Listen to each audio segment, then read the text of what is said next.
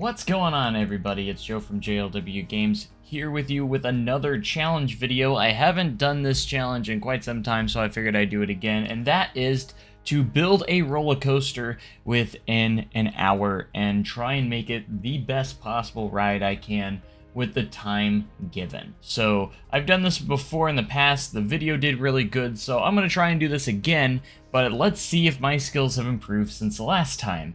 Now, when it comes to just an hour, you gotta really get that layout built as quick as possible so you can really focus on all the scenery and all those objects. So you're gonna see this time lapse, and for the most part, so you guys can see. I also have the timer up in the top right, so you can see about how much time I have while we go through this time lapse. It's gonna be a fun day. It's gonna be interesting. Now, going into my strategy here before we get started, I think I am going to go with something where I don't really have to worry about custom supports that much, which means I'm probably going to either go wooden coaster or hybrid, and I think the most logical is to go with RMC hybrid coaster here, just because for the most part you don't really have to worry about the custom supports here, because I really want to worry about the scenery around the ride, like the station and stuff like that. So we'll see what we have. Really, when you think about it, an hour sounds like it's a lot of time, but when it comes to Planet Coaster, that's nothing. I could probably spend much more than an hour. I probably spend many hours on just one ride. So let's see what I can build within an hour to prove to you guys. I'm going to do this to prove to you guys you can build something really good with just 60 minutes. Or I'm going to prove that you can't build anything really good for 60 minutes. Let's see. It's going to be fun today. Let's go ahead and start this timer. So you can see that I'm not cheating. I do have the timer in the top right. It's nice and big for you guys to see throughout this time lapse. And we'll see where we are at the end. All right, here we go. In 3, 2, 1, go. All right, so I'm going to do a little voiceover as well while we do this time lapse to kind of explain everything that's going on. So obviously we went with an RMC hybrid coaster. That way we wouldn't have to worry about the supports too much. You can still do custom supports on this ride, but I decided that it would be the easiest to not have to do any bit. I decided to go with a small scale RMC. That way I'm not going to be spending too much time on the layout. So we did go about 107 feet for the lift hill, and we're just going to pack in, quite a few elements here as much as we can. This was going to be a wave turn, but it actually just turned into kind of like a regular overbank turn in the end, and I actually ended up being fine with that. But you can see how the time just kind of dwindles down as you go into this layout. So I think we spend about 20 minutes with this layout actually, which is actually a pretty decent pace. That way we can spend the rest on the scenery and everything. So I was just trying to speed through this layout. I didn't really have an idea of everything I was going to do, but having the 2 passovers over the drop there actually was really, really cool visually, and I actually really enjoyed that. Thought it turned out pretty cool. I also wanted to put some sort of stall in here. It ended up being kind of not a complete stall, but it was actually, it stalls, but like it's not, after we smoothed it, I didn't really want to spend time to change it a little bit, and it actually turned out to be kind of unique a little bit, so I'm fine with that. So we did some overbank turns, and at this point I just kind of wanted to get back to the station because we didn't have a whole lot of time, and we still have to smooth the whole thing out. And as you can see, it's already been 15 minutes into it, and I think we're doing a pretty good pace overall because it didn't take us too long. And I wanted to put in one more inversion, so we did do a little bit of a roll at the end, and then I had to do the brake run as well to kind of finish everything off and get this connected and move on to the rest of this entire build. So we went through, did the smoothing real quick. Is it cheating using the mod? Maybe a little bit, but I don't care. I make the rules here, so I decided using the smooth mod was allowed. So we're gonna go with that.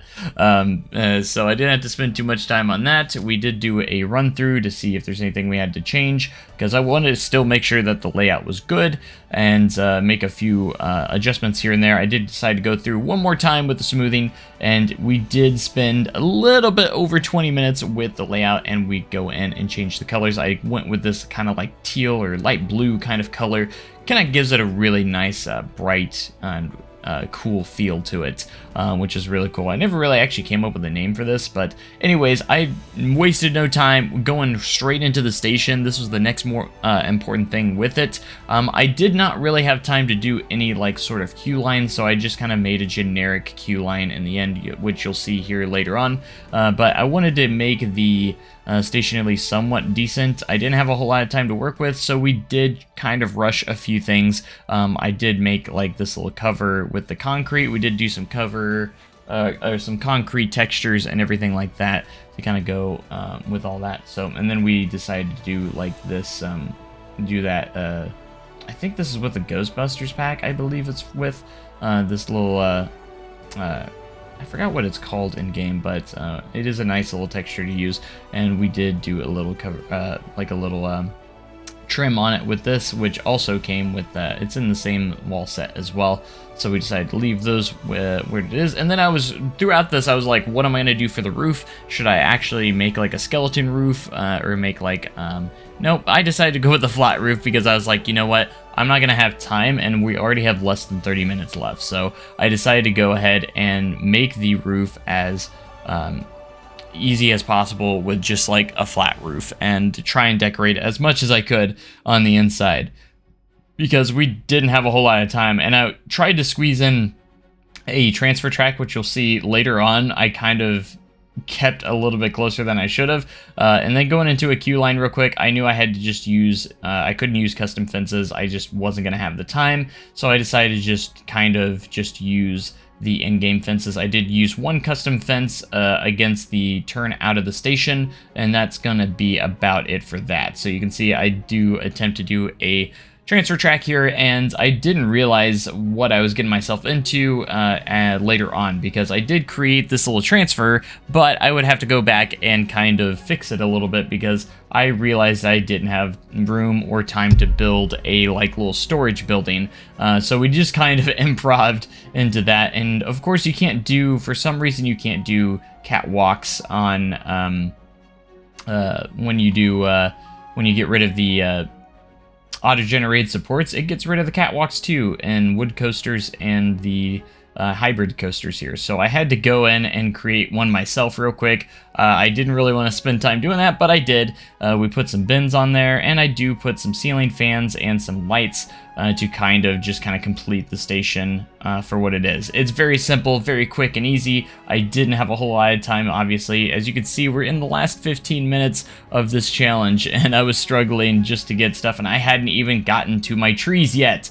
So we did do this little perimeter fence around this pathway, and I was going to call that good kind of right there. I wanted to do some planters and stuff, but I didn't have the time, so I just realized I had to get into foliage and trees, which is what we get into now with the last 11 and 10 minutes. I decided to do that, and I was like, ah man, this is under supported right here, so I decided to put some rocks underneath that pathway just a little bit on the exit path, and then of course we go crazy with trees and foliage and do a little bit of terrain painting as well to kind of finish up the area and just kind of make it look really, really nice. And I was very satisfied with what I was able to do with the time given that I had, and it turned out really, really cool. So we're within the last 10 minutes here, and so I realized I had no room for the transfer track, and it was just kind of there with no storage building. So I decided to kind of go with an arrow style where you have two pieces of track and it can rotate on and off. So that's kind of like the design we went with for this. As you can see, I was pushing it with just the 5 minutes left remaining, and I already had quite a bit of foliage in, so I was just like, and I got hit with a autosave, by the way, right there as well at the last 5 minutes, which really kind of hit us, and I realized I had to push this out even further because I didn't have I wanted it to logically still make sense, so I still had to push that out and make it kind of like that. So, and then the last minute and a half, we just kind of finish up with some more foliage and just trying to do that. So that was our challenge complete there. All right, we're done. We're at negative. All right, anyways. Woo, we did it. All right. I think we did pretty good. I was getting a little stressed with the transfer track because I had to make it to where it kind of made sense, and you wouldn't really see a transfer like this, but I didn't have time to fix it, so I went with my gut feeling and said I should just do kind of like what a lot of those old arrows did, where it just has 2 tracks and they slide over and stuff like that. But I think I did pretty good. Not too shabby. Like, it's got some pretty cool, it's got all the trees around it. It looks pretty atmospheric. I think it's got a pretty solid layout. And, you know, we had to do a budget station, or a really fast station, so I think we did pretty good on that. We even got lights. We got a little tiny operator's booth in there. I think we definitely could have done worse. And the station is very limited, but I think with what the time we did put together, I think this layout's actually pretty good. Pretty solid for a little small RMC. So I even got a little fence here. I wanted to do some planters maybe on the outside, but didn't really have the time to really put all that together. If we had maybe an extra 30 minutes or so, we could have done a little bit more, but I think all things considered, I think we did pretty good. So the only thing I didn't do is like a dispatcher roll, but that's fine. That doesn't count. So I think we're gonna get some guests on here. I might just do a quick little pathway over here. This doesn't count as my time. Don't worry. Like some of you might be like, oh no, that counts. You didn't create the path to get over there, and I'm like, fine. That we're talking about coasters, not pathways. We're gonna just get a little pathway, just so guests can ride it. There we go. That's the goal, so guests can ride it. So you can see we actually did a solid job. I think that's quite a bit for an hour in Planet Coaster. I'm pretty proud of myself. I think that is a lot for just 1 hour within this game. So anyways, I hope you guys enjoyed this challenge. Make sure you comment, like, and subscribe for more amazing content like this, and enjoy the POV and a little bit of cinematics that I'm going to throw in at the end. So thanks so much, and I'll catch you guys later. Bye.